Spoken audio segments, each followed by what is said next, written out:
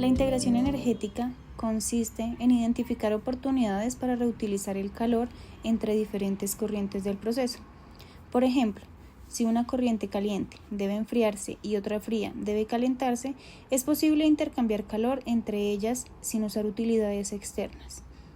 Este enfoque se basa en la primera ley de la termodinámica, que nos indica cuánta energía se conserva, y la segunda ley, que nos dice que el calor solo puede fluir de un cuerpo caliente a uno más frío siempre que exista una diferencia de temperatura.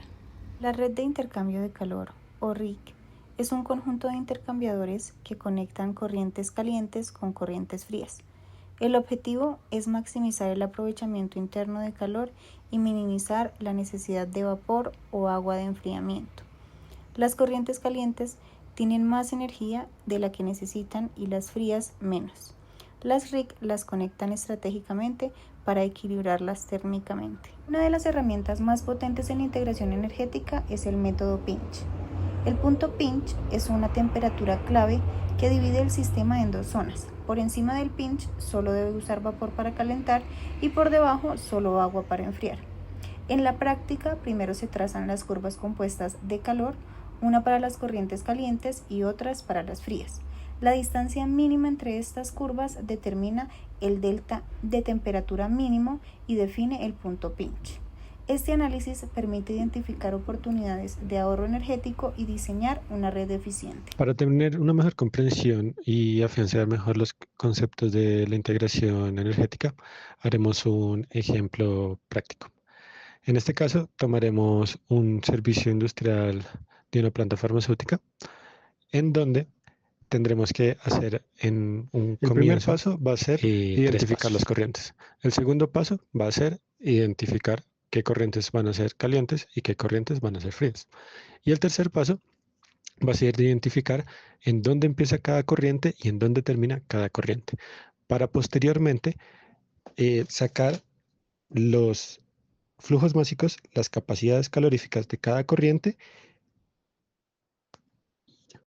Para una comprensión mejor de los datos que acabamos de sacar, vamos a hacer una tabla de datos en donde vamos a colocar el flujo másico junto con la capacidad calorífica, la temperatura de entrada de la corriente específica y la temperatura de salida, y el cambio entálpico para saber cuánto es el calor sensible que puede dar las corrientes calientes y cuánto va a ser el calor sensible que puede recibir las corrientes frías.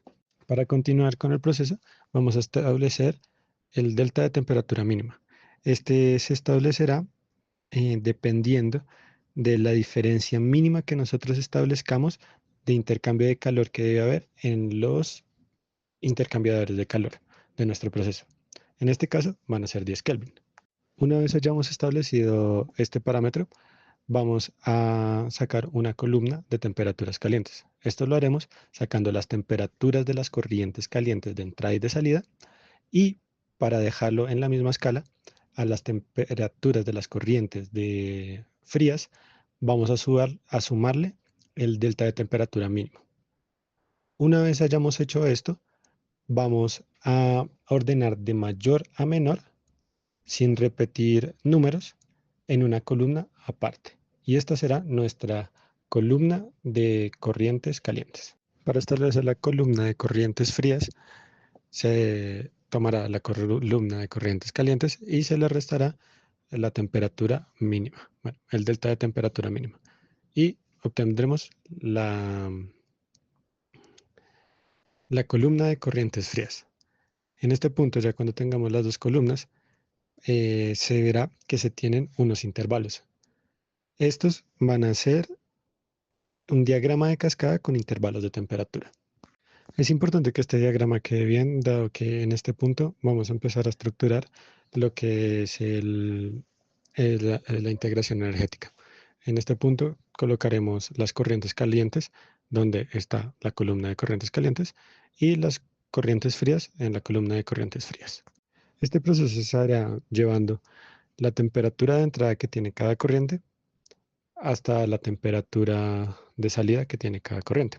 Entonces, en este caso, H1, pues podemos ver o establecimos antes que empezaba con una temperatura de 520 para luego salir con una temperatura de 330. Este proceso lo haremos con todas las corrientes que tengamos en el lado caliente y también en el lado frío, con las corrientes frías.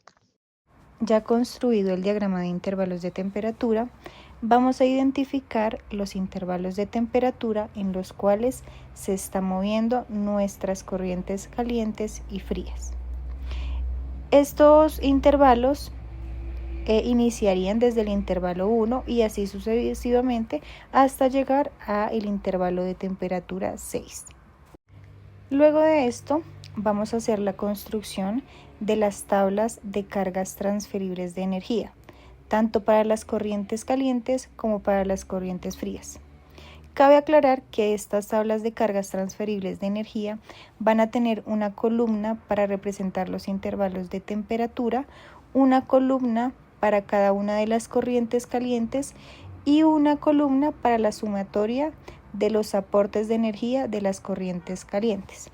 De manera similar, para corrientes frías, una columna para los intervalos, una columna para cada una de las corrientes frías y una columna que representará la sumatoria de capacidades de remoción de energía que tienen cada una de las corrientes frías. Ahora vamos a usar las fórmulas para hallar el cálculo de las cargas transferibles de energía por intervalo de temperatura. Para las corrientes calientes, vemos que la carga de calor disponible es igual al flujo másico de la corriente caliente por la capacidad calorífica por la diferencia de temperatura en el intervalo Z para la corriente N. Esto significa que la corriente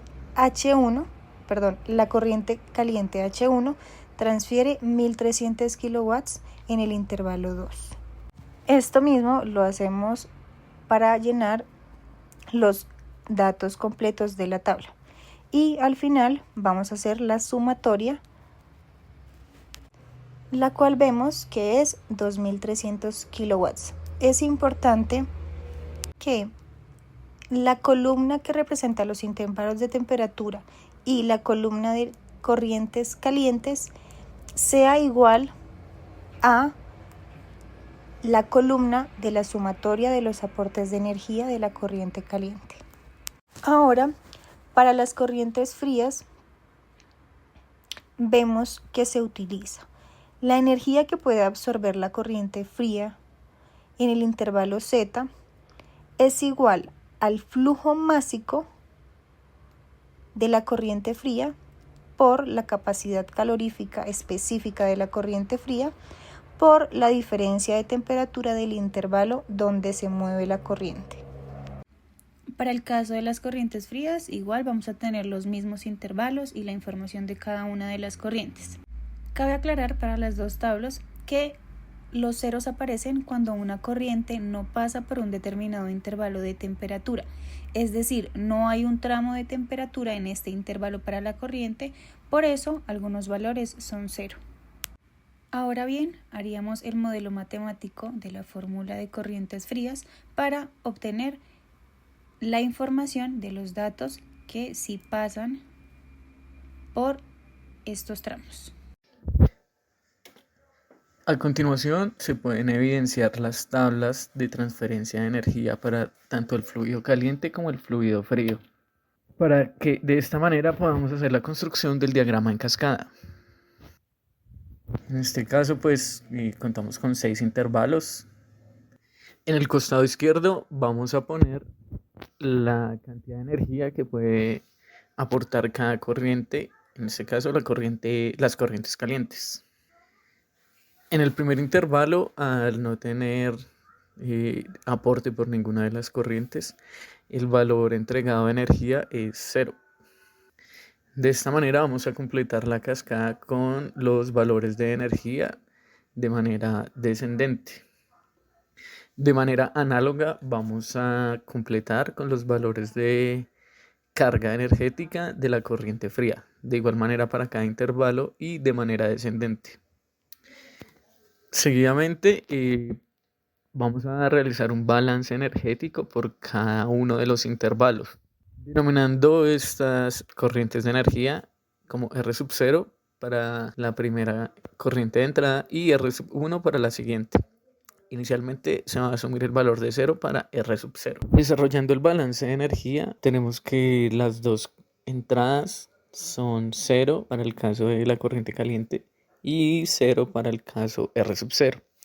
Las dos corrientes de salida serían R1 y 760. Haciendo el desarrollo algebraico podemos obtener que el valor de R1 es de menos 760.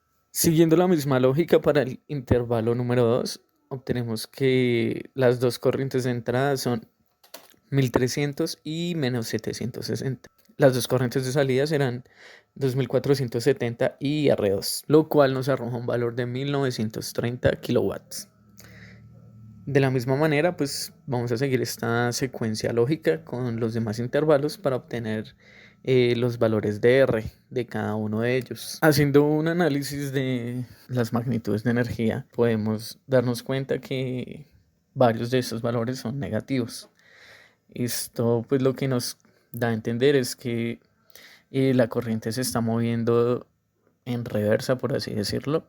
Es decir, que está yendo del flujo 6 al 5, del 5 al 4, del 4 al 3, del 3 al 2 y del 2 al 1, lo cual va en contra de la segunda ley de la termodinámica.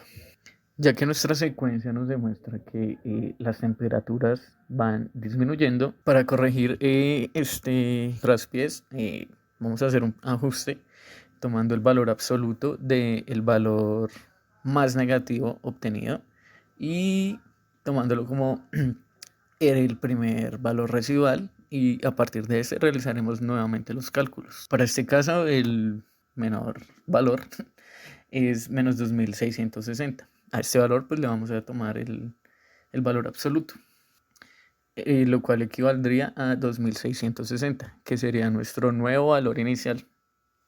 Calculando nuevamente este balance de energía, obtendríamos que la corriente 0 más los 2600 watts iniciales serían iguales a 760 más la corriente de salida de 1. Teniendo el valor de 1860, obtendríamos el siguiente valor para iniciar nuevamente el balance de materia en el intervalo número 2. Luego de llevar a cabo este ajuste, podemos evidenciar que ya todos los valores residuales son positivos. Incluso el valor que en el intervalo 5 era el valor más negativo, en este caso nos da un valor de 0. Y este sería nuestro punto pinch. Los valores obtenidos al inicio de la cascada, el diagrama de cascada, y al final de cascada nos indicarán los requerimientos mínimos de energía para los equipos de servicio de calefacción, en este caso 2620, y el valor de energía para los servicios de refrigeración, que en este caso sería de 50 kilowatts. Para emplear este diagrama tendremos que seguir una serie de reglas. La primera es que siempre se empieza por las corrientes arriba del pitch para evitar confusiones. Otra regla es que el CP de entrada tiene que ser menor o igual al de salida, nunca tiene que ser mayor. Y la otra regla es que las corrientes con las que empezaremos van a ser las que estén más cercanas al pitch, o sea, las más cercanas al centro. Vamos a ir del centro hacia afuera. Entonces, según estas reglas, veremos que la primera línea, la que tiene un 1 arriba, va a estar anclada a la corriente fría que tiene un CP de 19. Esto se seleccionó pues porque es la corriente que está más cercana al pitch, la de arriba, y además pues el CP es menor. La otra tiene un CP de 2, entonces no nos funcionaría. Con esto nosotros vamos a restar los Qs, entonces tendríamos que la corriente fría tiene un Q de 4750 y la corriente cálida tiene un Q de 400. Al hacer la resta, pues va a quedar un Q de 4350. Este proceso lo seguiremos haciendo. Acá está el orden como nosotros lo hicimos. Entonces, en la segunda, pues la siguiente corriente que tiene un Q para aportar, un calor sensible para aportar a la corriente fría, es la de 1900.